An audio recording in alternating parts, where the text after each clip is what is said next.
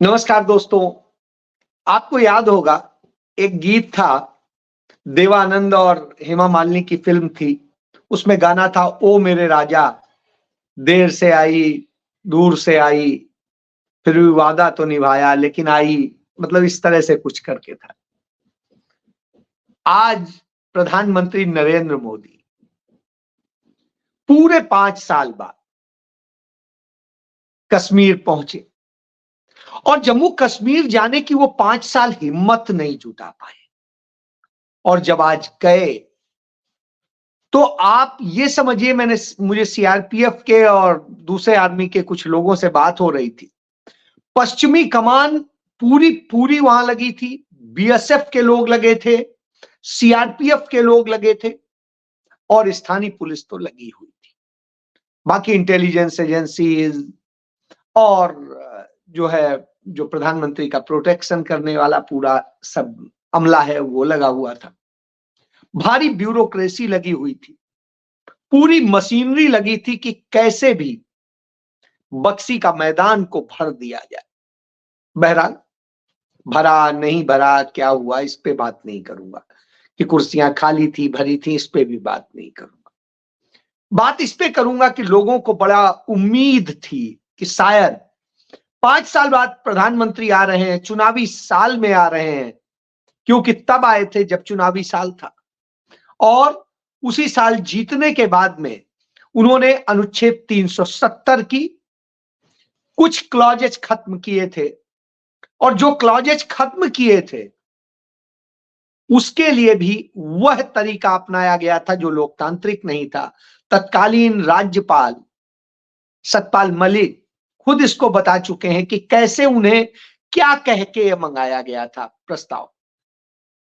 और हुआ क्या, राज्य भी खत्म हो गया, यूटी बन गया। पहली बार कोई ऐसा राज्य है हिंदुस्तान के अंदर जो डाउनग्रेड हुआ हो। बाकी सारे अपग्रेड होते हैं, यूटी होता है तो फुल स्टेट बन जाता है, लेकिन वो डाउनग्रेड होता है।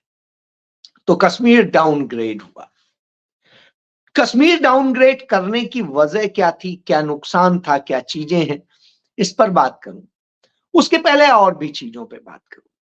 जब अनुच्छेद 370 के कुछ क्लॉजेस खत्म हुए तो उस वक्त में तमाम सारे जो भारतीय जनता पार्टी और उनसे जुड़े हुए लोग थे, वो भक्तगण थे, वो लगातार जिस तरीके की पोस्ट डाल रहे थे उससे आप देख सकते हैं कि अरे अब बहू वहां से ले आना, अब ये ले आना, अब चलेंगे वहां पे क्या क्या करेंगे। लेकिन मैंने पता किया वहां के सरकारी आंकड़ों के मुताबिक वहां पर जा करके यूपी बिहार और ये जहां के लोग जो हैं भक्तगण इतनी सारी पोस्ट डाल रहे थे कि जम्मू कश्मीर में जाके न जाने क्या कर लेंगे। वहां पर बाहर से आए लोगों के जमीन खरीदने के जो तमाम अरमान थे वो शायद पूरे नहीं हुए या हो नहीं पाए, क्या वजह है। बहरहाल वहां जमीन नहीं खरीदी गई है। और वहां जमीन खरीदी है जिन्होंने, वो कुछ कंपनियां हैं, चुनिंदा कंपनियां हैं। उनमें अदानी की कंपनी है, अंबानी की कंपनी है और दूसरे कुछ पूंजीपतियों की कंपनियां हैं जिन्होंने खरीदी। और उनमें उनके अपने जो है प्राकृतिक दोहन के जो सारे प्रोजेक्ट हैं उसको लेकर के। अनुच्छेद 35A और 370 में था क्या यह बता दूं, इसके बाद खत्म, फिर आगे आता हूं।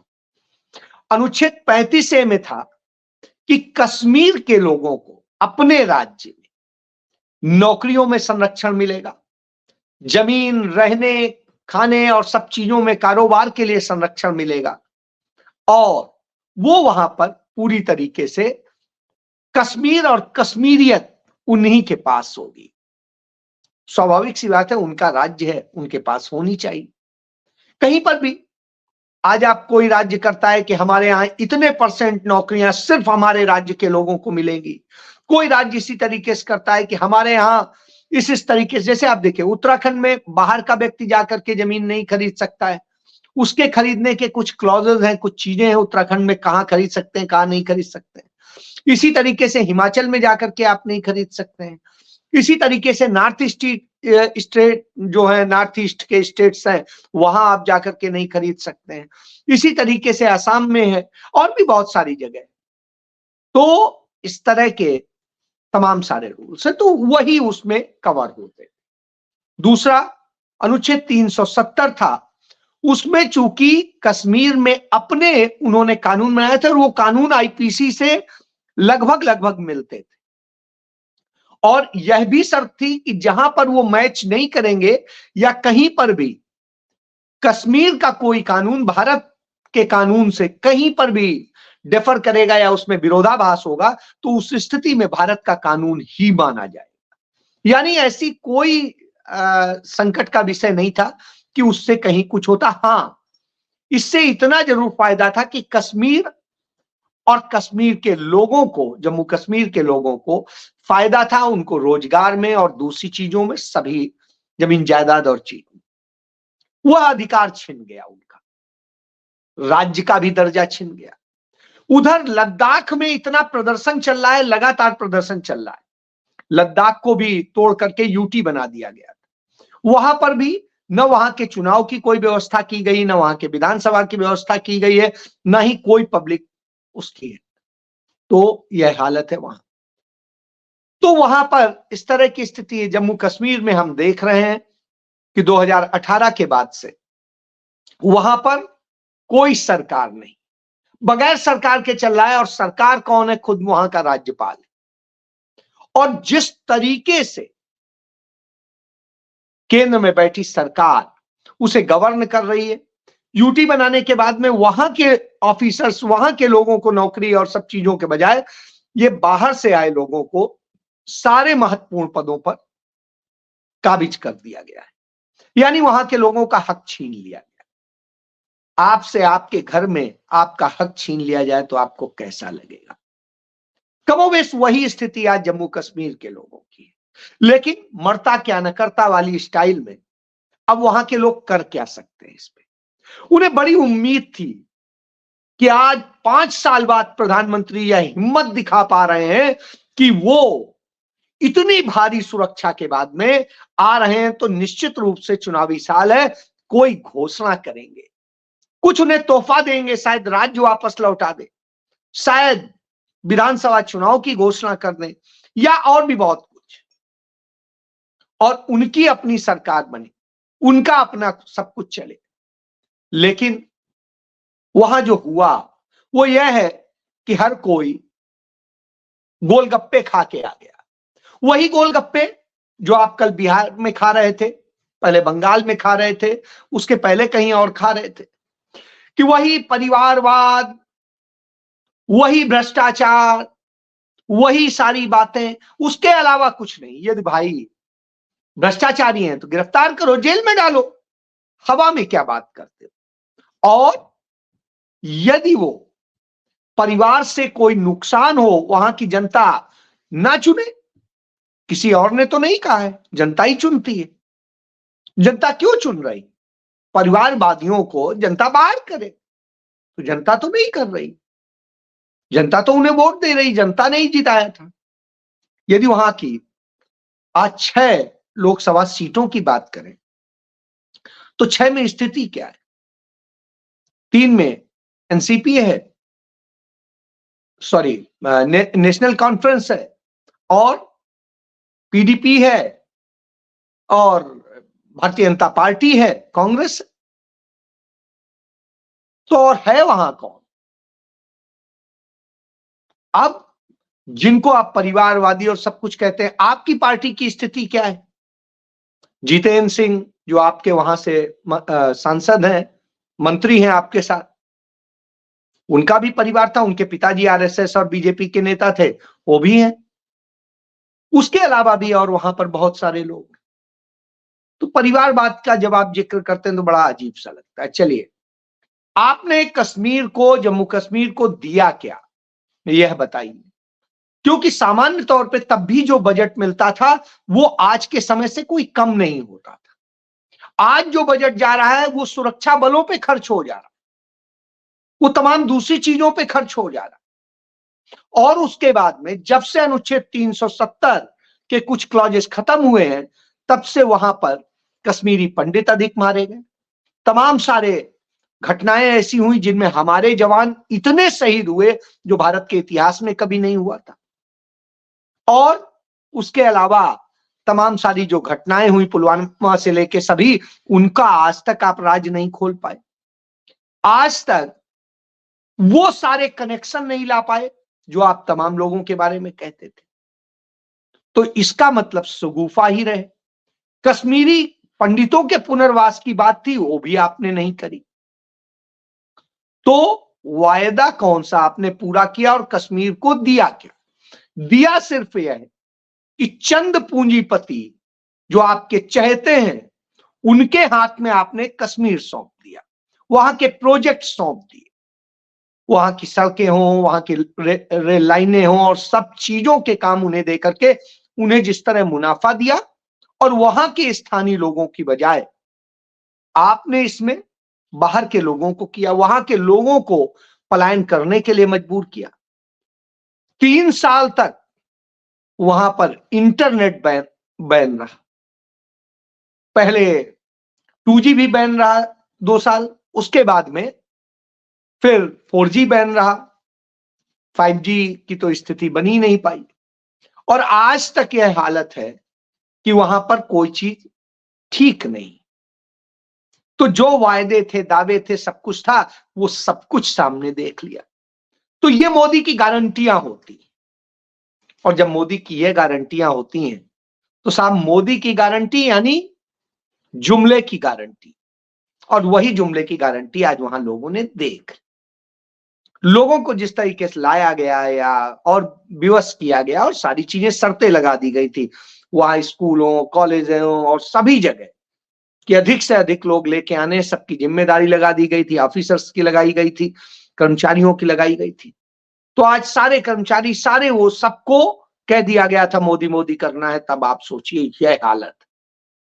इससे आप समझ सकते हैं कि मोदी को कितनी बड़ी वहां पर सफलता मिली और देश को क्या कहें। चलिए, उसके बाद में वो एक पहाड़ के सामने खड़े होकर के हाय हेलो जैसे करते हैं, वो कर रहे थे कि हाँ साहब, हम शंकराचार्य की जो हिल है उसको प्रणाम कर रहे हैं, शंकराचार्य के पहाड़ को प्रणाम कर रहे हैं, लेकिन शंकराचार्यों का अपमान होगा, इसकी गारंटी। और वो हमने राम मंदिर के प्राण प्रतिष्ठा कार्यक्रम में, जो भाजपा का था, उस कार्यक्रम में हमने देख लिया, आरएसएस भाजपा के उस कार्यक्रम में, कि किस तरीके से अपमान किया गया शंकराचार्यों का। तो यानी आप उसके भी नहीं हुए। अब इन सब के बाद में हम आते हैं कि तो फिर पूरा वायदा कहां हुआ?